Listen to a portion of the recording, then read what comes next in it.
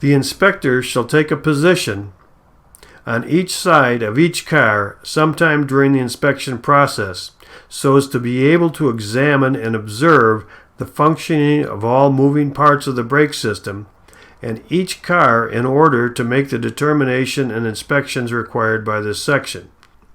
A roll-by inspection of the brake release shall not constitute an inspection of that side of the train for purposes of this requirement. The train brake system shall be charged to the pressure at which the train will be operated, and the pressure at the rear end of the train shall be within 15 psi of the pressure at which the train will be operated, but not less than 75 psi.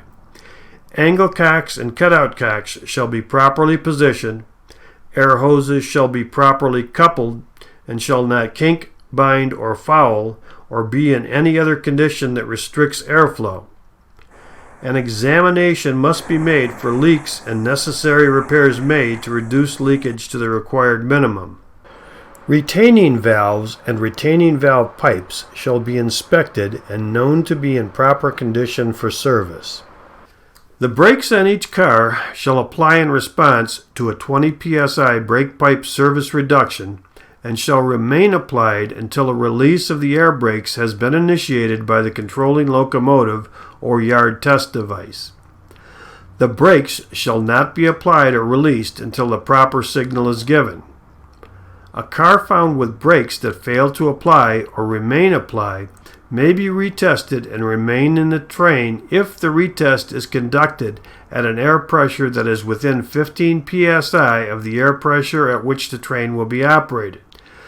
The retest may be conducted from either the controlling locomotive, the head end of the consist, or with a suitable device positioned at one end of the cars being tested, and the brakes shall remain applied until a release is initiated after a period which is no less than 3 minutes.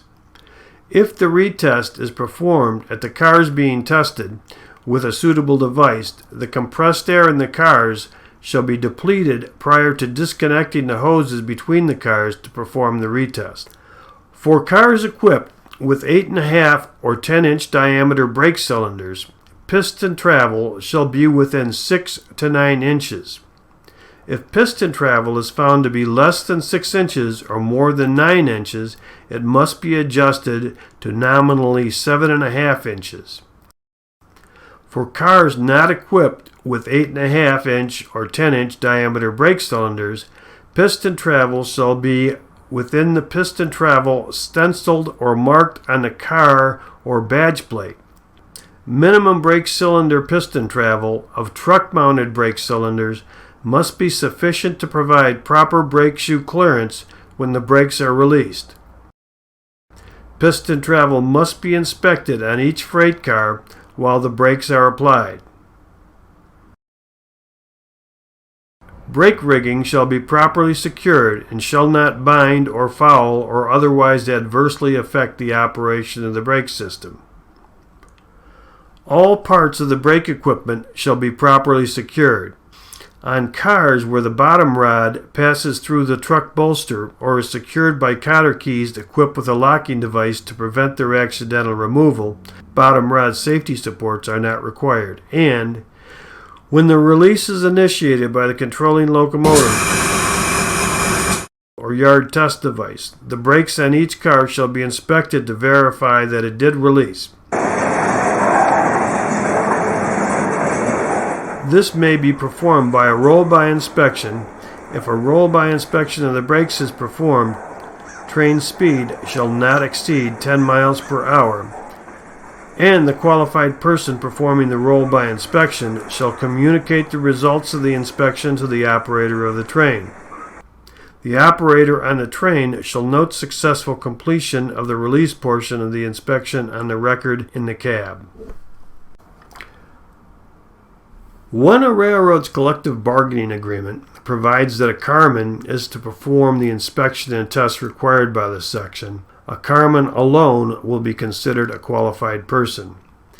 In these circumstances, the railroad shall ensure that the carman is properly trained and designated as a qualified person or qualified mechanical inspector pursuant to the requirements of this part. A railroad shall notify the locomotive engineer that the Class 1 brake test was satisfactorily performed and provide the brake test information to the locomotive engineer, or place the information in the cab of the controlling locomotive following the test. The information may be provided to the locomotive engineer by any means determined appropriate by the railroad. However, a written or electronic record of the information shall be retained in the cab of the controlling locomotive until the train reaches its destination. The written or electronic record shall contain the date, time, number of freight cars inspected, and identify the qualified persons performing the test and the location where the Class 1 brake test was performed.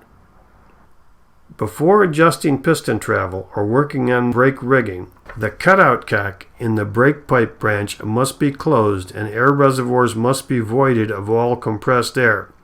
When cutout cocks are provided in brake cylinder pipes, these cutout cocks only may be closed and air reservoirs need not be voided of all compressed air. Review. Every train gets a Class 1 brake test, where the train is originally assembled, where the train consist is changed, where the train has been off air for a period of more than 24 hours, where a train has traveled 3,000 miles since its last Class 1 brake test, and where the train has received an interchange if the consist has changed. These items may have exceptions under some circumstances. A Class 1 brake test of a train shall consist of the following tasks and requirements. Brake pipe leakage must not exceed 5 psi per minute, or airflow must not exceed 60 cubic feet per minute. To check the brake pipe leakage, first, charge the air brake system to the pressure that the train will be operated at and ensure pressure at the rear end of the train is within 15 psi of that pressure and at least 75 psi. Use an accurate gauge or an end-of-train device, EOT. Upon receiving the signal to apply brakes for test, make a 20 psi brake pipe service reduction. If the locomotive used to perform the leakage test is equipped with a maintaining feature, it must be cut out during the leakage test and, after cutting out the maintaining feature if so equipped, wait about a minute for the pressure to stabilize, then note the brake pipe leakage. It must not exceed 5 psi per minute. Airflow method test. When a locomotive is equipped with a 26L brake valve or equivalent pressure maintaining locomotive brake valve, a railroad may use the airflow method test as an alternate to the brake pipe leakage test. Charge the air brake system to the pressure at which the train will be operated and check that the pressure at the rear end of the train is within 15 psi of that pressure but not less than 75 psi. Make sure the airflow meter does not exceed 60 cubic feet per minute.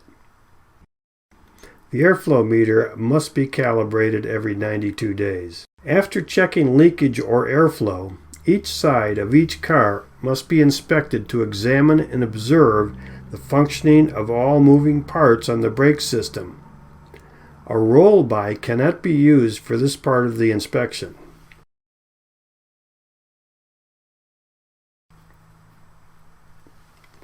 The train brake system must be charged to the pressure at which the train will be operated, and the pressure at the rear of the train must be within 15 psi of that pressure, but not less than 75 psi. Angle cocks and cutout cocks must be properly positioned. Air hoses must be properly coupled and must not kink, bind, or foul, or be in any other condition that restricts airflow. An examination must be made for leaks and necessary repairs must be made to reduce leakage to the required minimum. Retaining valves and retaining valve pipes must be inspected and be known to be in proper condition for service. The brakes on each side of the car must apply in response to a 20 psi brake pipe service reduction and must remain applied until a release of the air brakes has been initiated. The brakes must not be applied or released until the proper signal is given. A car found with brakes that fail to apply or remain applied may be retested. Brake cylinder piston travel must be checked and adjusted if needed. Brake rigging shall be properly secured and shall not bind or foul or otherwise adversely affect the operation of the brake system. All parts of the brake equipment must be properly secured, and when the release is initiated, the brakes on each freight car must be inspected to verify that it did release. This may be performed by a roll-by inspection. The result of the roll-by inspection must be noted on the record in the cab along with the date, time, number of freight cars inspected, name of the inspector, and the location where the Class 1 brake test was performed. Before adjusting piston travel or working on brake rigging, piping must be cut off and air reservoirs must be drained of all compressed air.